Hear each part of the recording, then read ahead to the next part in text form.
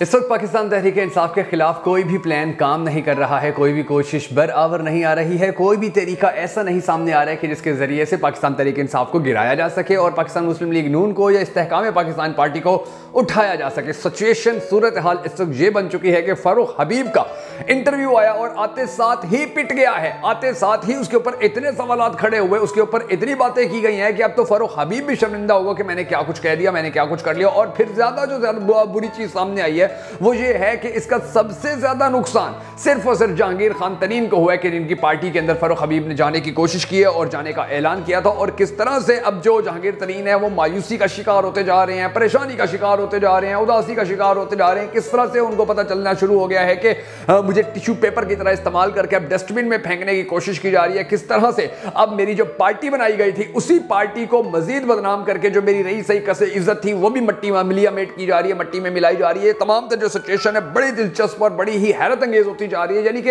ये जो कदम उठा रहे हैं वो इनके अपने गले फिट हो रहा है, अपने गाटे ही पड़ रहा है। पीडीएम ने अब तक की जो निगरान हुकूमत है इसने जो भी इकदाम उठाए हैं, जिस तरह से भी इन्होंने पाकिस्तान तहरीक इंसाफ के जो कारकुन थे, जो रहनुमा थे, उनके खिलाफ एक्शन लिया, प्लान किए, काम किया, जो प्रोपोगंडा करते रहे, वो सारा उल्टा इन्हीं के गले पड़ रहा है। अब आप सिचुएशन देखिए, हालात अब ये देख लीजिए कि पहले काफी अरसा से तो ये गायब थे, अभी जो थे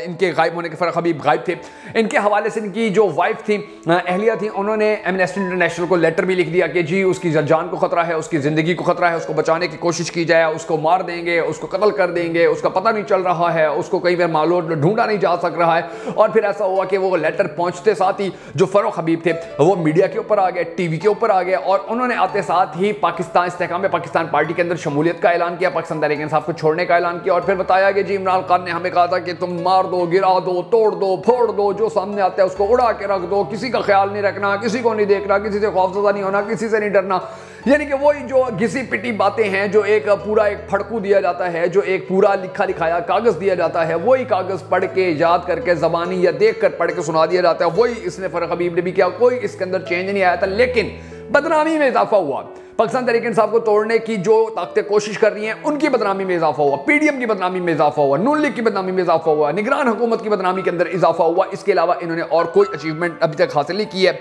उस्मान डार का आपने देख लिया,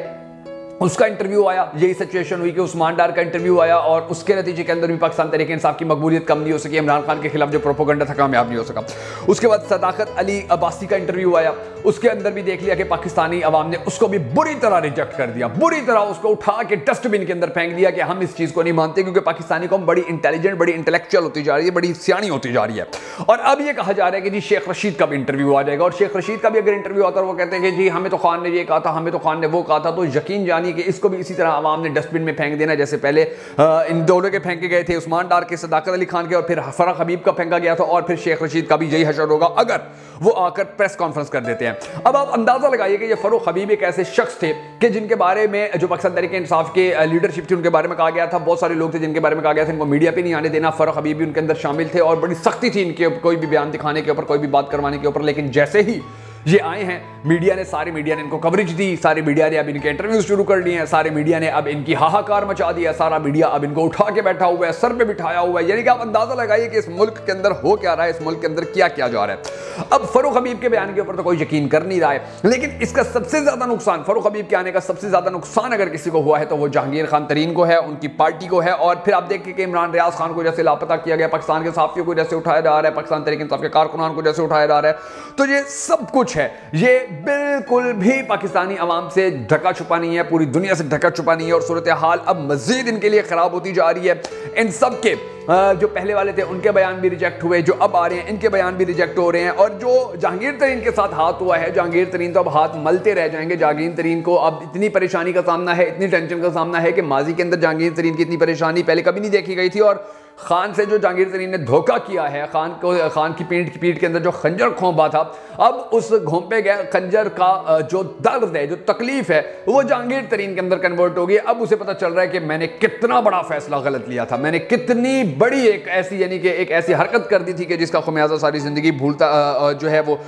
उसका भुगतता रहूंगा। मुकम्मल तौर पर जहांगीर खान तरीन इस वक्त लुट चुके हैं, और जो इस वक्त फारूक हबीब हैं, अब उनके बारे में जो बातें की जा रही हैं या आने वाले वक्त के हवाले से जो बातें की जा रही है, बड़ी दिलचस्प खबरें सामने आई हैं, कुछ चीजें आज़ाद-ओ-शुमार सामने हैं जो आज के इस वीडियो के अंदर मैं आपको बताने जा रहा हूं। मगर उससे पहले हम सबको अल्लाह तबारक व तआला के हुजूर दुआ करनी है कि हमारे पाक परवरदिगार हमारे मुल्क के हालात के ऊपर रहम फरमा, हमारे मुल्क के हालात को बेहतर कर, पाकिस्तान का अगला वज़ीर-ए-आज़म उस शख्स को बना के जिससे ये पाकिस्तानी कौम बड़ी ज्यादा मोहब्बत करती है और वो भी पाकिस्तानी कौम से बड़ी टूट कर मोहब्बत करता है। अगर आप भी हम सबके साथ मिलकर इस दुआ में शामिल होना चाहें तो कमेंट सेक्शन के अंदर आमीन जरूर लिख दीजिएगा और कमेंट सेक्शन के अंदर आपने हमेशा की तरह यह भी जरूर बता देना कि आप पाकिस्तान का अगला वज़ीर आज़म किसको देखना चाहते हैं। मैं हूं शकील हैदर और आप देख रहे हैं आपका मोस्ट फेवरेट चैनल बगा फैक्ट्स। नाज़रीन ग्रामी, सूरत हाल इस ये हो चुकी है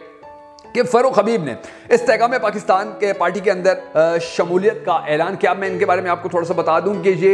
एक ऐसी शख्सियत हैं, फ़ारूक हबीब एक ऐसे पॉलिटिकल वर्कर थे, एक ऐसे पॉलिटिकल लीडर हैं कि जो ज़ीरो से स्टार्ट हुए थे। यानी कि ये पहले पाकिस्तान तहरीक इंसाफ की जो स्टूडेंट फेडरेशन थी उसके बड़े एक्टिव मेंबर थे। फिर आस्ता आस्ता इनको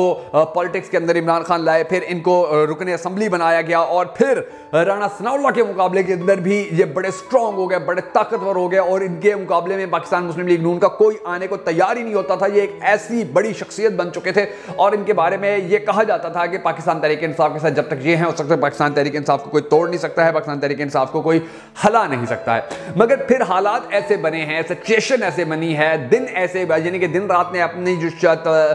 हालत है वो ऐसी तब्दील की है, वक्त ने अपनी हालत ऐसी तब्दील की है कि अब इनके बारे में इनका क्या, इनसे पहले जितने लोग आए हैं, उस्मान डार आए, सदाकत अली अब्बासी आए, उनके इंटरव्यूज लोगों ने उठा के साइड पर मार दिए। तो फिर इस बंदे बेचारे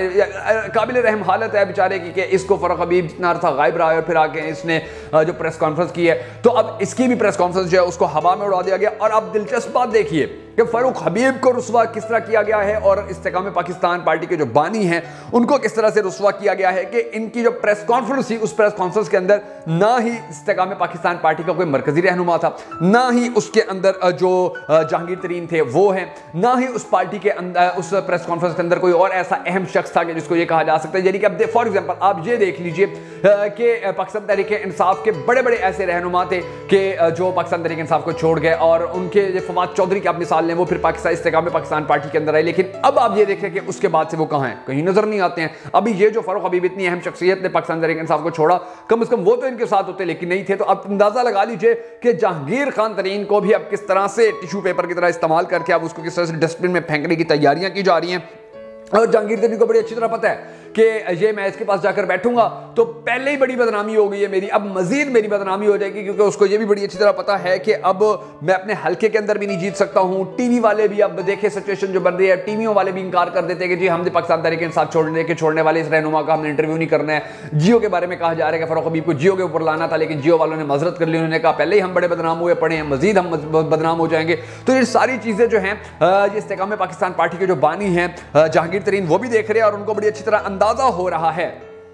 कि मेरे बस की बात जो थी वो नहीं रही है अब, और अब मैंने जो गलती कर ली थी उसका मुझे खुमियाजा बड़ी बुरी तरह भुगतना पड़ रहा है। अब आप ये देखिए कि फ़ारूक हबीब ने अपने बयान के अंदर कहा कि जी 9 मई को तो मैं दवाई लेकर सो गया था और फिर मुझे मेरी अहलिया ने बताया कि जी पाकिस्तान तहरीक इंसाफ के चेयरमैन को गिरफ्तार कर लिया गया। हालांकि ये वही बंदा है कि जब 9 मई के वाकयात हो रहे थे तो गाड़ी के अंदर बैठ के से अपनी वीडियो बनाई थी और कहा था कि जी आप लोग बाहर निकले, पाकिस्तान तहरीक इंसाफ के चेयरमैन इमरान खान को गिरफ्तार किया गया है, हम उनको किसी सूरत अकेला नहीं छोड़ेंगे, आज पाकिस्तान की बका की जंग है, आज पाकिस्तान को बचाना जरूरी है, आज जो घरों में बैठा रहेगा वो पाकिस्तान का दुश्मन होगा, हर सूरत आप घरों से निकलें, हर सूरत एहतजाज करें, हर सूरत आप रैली निकालें। ये बंदा वो बातें उस वक्त ये बातें करता रहा था और अब इसने गुज़िश्ता रात का क्या कहा है, इसने कहा है कि जी मैं तो सोया हुआ था, मैंने तो दवाई नहीं हुई थी, मुझे तो पता ही नहीं था, मेरी बीवी ने आके मुझे बताया था। अच्छा, फिर दिलचस्प बात हो एक और कि पहले सारी जिंदगी ये बंदा कहता रहा, इसकी वीडियोस पड़ी हुई है सोशल मीडिया के ऊपर, इलेक्ट्रॉनिक मीडिया के ऊपर, कहता है जी इमरान खान ने तो कभी आइन तोड़ने की बात नहीं की है, उन्होंने तो कभी हमें ये नहीं कहा है कि कानून के दायरे को आपने तोड़ के बाहर जाने, वो तो हमेशा कानून के दायरे में रहकर ही बात करते हैं, कानून के दायरे में रहकर ही एहतजाज करने का कहते हैं, कानून के दायरे में रहकर ही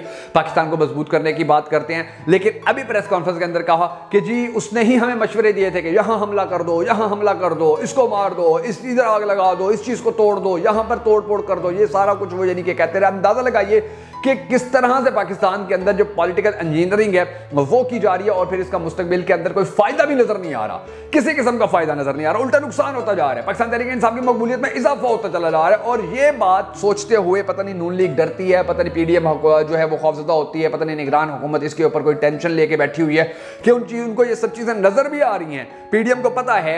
नून लीग को पता है, निगरान हुकूमत को पता है कि ये जो कुछ भी कर रहे हैं ये सारा उनके नुकसान में जा रहा है, फायदे में नहीं जा रहा, मगर ना जाने वो किस खौफ के नीचे हैं कि वो फिर भी ये सब कुछ कर रहे हैं और ये समझ रहे हैं कि हम ये सब कुछ करवाएंगे, हम इस तरह से पाकिस्तान तहरीक इंसाफ को क्रश करवाएंगे, हम पाकिस्तान तहरीक इंसाफ को तोड़ेंगे, तो फिर हमारी जो है बारी लग जाएगी, हमारी जो है लॉटरी निकल आएगी। मगर इनके बस से ये सारी गेम निकल चुकी है और जिस तरह फारूक हबीब अब बुरी तरह रिजेक्ट हुए हैं पाकिस्तानी कौम के नज़दीक, इसी तरह से अंदाज़ा लगाइए कि अब जो सज़ा है बेवफाई की, जो सज़ा है पीठ के अंदर खंजर घोंपने की, वो भी भरपूर तरीके से जो जहांगीर खान तरीन है उनको मिल रही है और ये लोग अब कहीं के नहीं रह रहे हैं।